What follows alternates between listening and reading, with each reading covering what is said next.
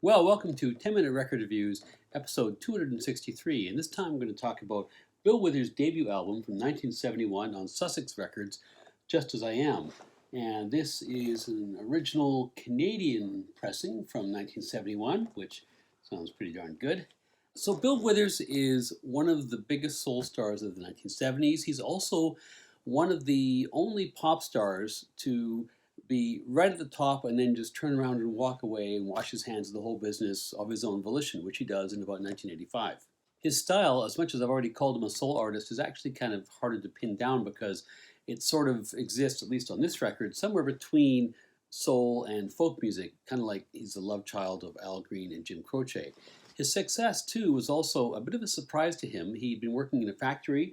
In fact, the photograph on the cover here is actually of him with his lunch kit on his lunch break from his factory. But despite his pessimism, this album yields two top 20 hits on Billboard, Aint No Sunshine and Grandma's Hands. Coming to a music career relatively late in life, he was never that enamored of the record business, which he variously found to be capricious or overly controlling or sometimes outright racist. When his first label, Sussex, went bankrupt in 1975, he then signs a deal with Columbia for 5 records, but pretty soon, even though he has a couple of great singles there, he ends up basically being told by record execs, why don't you do more covers, why don't you play more traditionally black music, why don't you cover Elvis, and so on. And eventually he just leaves in disgust and walks away with his trousers full of cash and his head held high in 1985. Bill Withers is born the youngest of 6 children in Slab Fork, West Virginia on the 4th of July, 1938. His dad was a coal miner, his mom was a maid. They split when he was 3. He had a pronounced stutter. He was raised by a single mom in relative poverty. His dad dies when he's 13. And so he really doesn't have a lot going for him in terms of backing an environment. He was listening to whatever he could listen to at the time, and that included country music, included the music of the church, included the kind of pop crooning like Sinatra and other things, which was popular in the radio at the time. And by the time that rock and roll and R&B had hit the big time on the radio in the mid-1950s, he'd already found his ticket out of West Virginia, joining the Navy at age 17 in 1955. When he joined, he knew he wanted to avoid the racial stereotyping which often happened in the armed services, so he's determined not to become a cook, not to become a steward, so he takes an aircraft mechanics course, and that is the trade in which he spends most of his 9 years in the Navy. He was also given speech therapy by the Navy, which allowed him to overcome his stutter. Eventually, after various postings, mostly in the Pacific, he spent some time in Guam, amongst other places. In 1965, while he's posted in LA, he leaves the Navy. His timing's actually impeccable because had he stayed any longer, he probably would have been whisked off to Vietnam. He gets jobs basically doing what he did in the Navy as a mechanic. He works for a variety of different industrial outfits. And it's in this period where his interest in music really starts to flourish. He starts going to nightclubs, by his own account, initially just to meet women, but he starts to really dig what he's hearing. And a key moment happens at the Sportsman's Club in Oakland in and around 1966 when he hears Lou Rawls play. And the story goes that Withers is there in the club and he sees Lou Rawls come in late. Here's the owner complaining about the fact that he's paying Lou Rawls $2,000 a week to sing and the guy doesn't even bother to show up on time. Also notices that Rawls is surrounded by women and figures, for $2,000 a week, I could actually do this too. And so he decides to buckle down and try and make music a career. He settles in Los Angeles more permanently. He gets himself a guitar. He starts to focus on playing and songwriting and improving, and he starts to make his own demo tapes.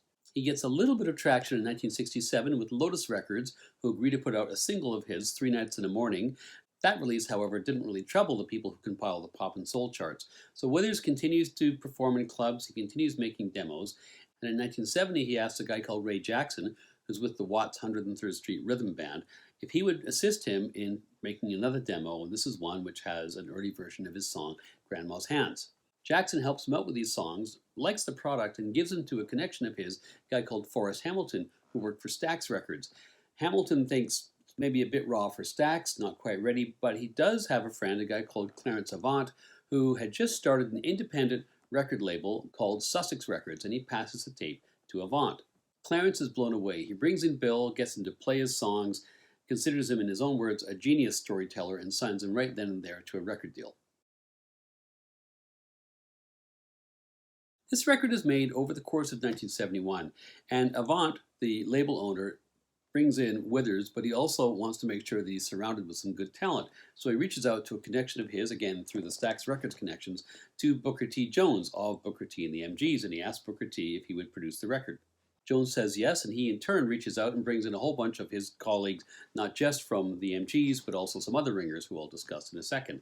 They go into Sunset Sound in Hollywood, and Bill Withers shows up on the very first day, just coming straight from the factory in his beat-up old car, and he's got his notebook full of songs, and he walks into the studio, and he sees Booker T., most of the MGs, and a whole bunch of other studio players, and he says to Jones, so who's actually going to be the singer on these songs? And Booker T says, well, you are, Bill, because Withers had actually figured when he saw all this talent that they were going to bring in somebody else to sing the songs.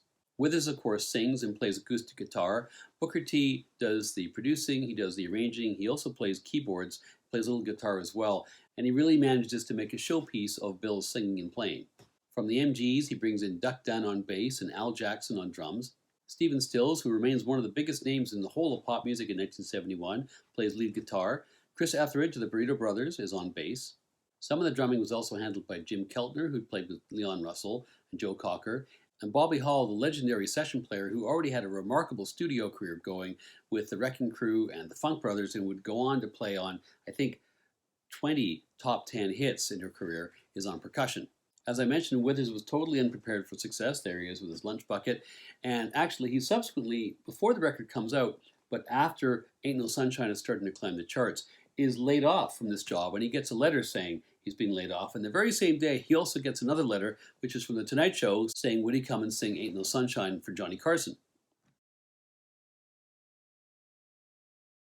Side 1 starts with Harlem, which is a reworking of his earlier single for Lotus Records. This is an introduction right away to the tasteful arrangements and production which Booker T. Jones achieves here. It's got this chugging beat, there's a string section, but it's absolutely contained, neat and tidy, and really acts just to focus and complement Withers' singing. Aint No Sunshine is next. This is a very well-known song. I won't say too much about it, other than to say that apparently it's actually inspired by reflections on alcoholism rather than love. The next song is Grandma's Hands, which famously provides a sample for No Diggity. It's a great little beat. It's also got stupendously wonderful and moving lyrics. This is a song which persuaded the label to sign him on the strength of the lyrics alone.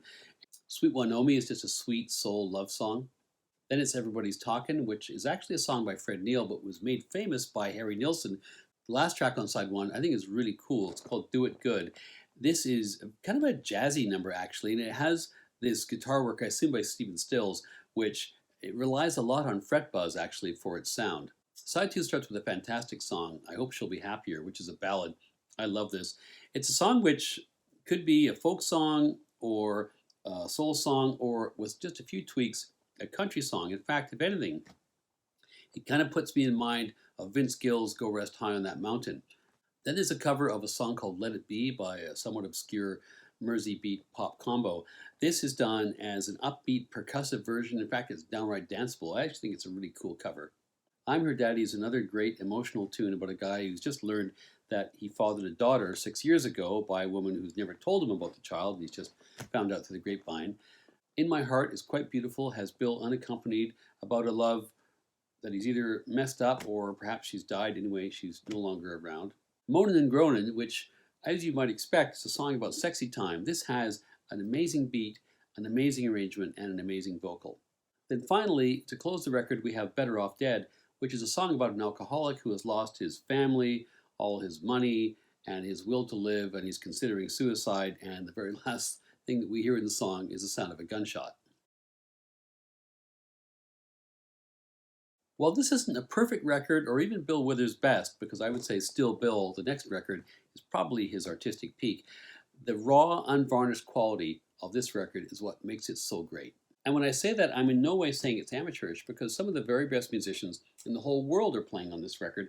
It's just that Bill Withers comes across just exactly as he is at this moment. A regular guy who has already lived, in many respects, a full and varied life, is singing his own songs, and he's singing them openly and honestly and without any affectation. And that combination of him with these excellent musicians is just magic.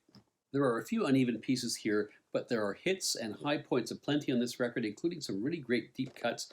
It's an essential part of any 1970s soul collection, and for me, it's 4.5 out of 5 stars.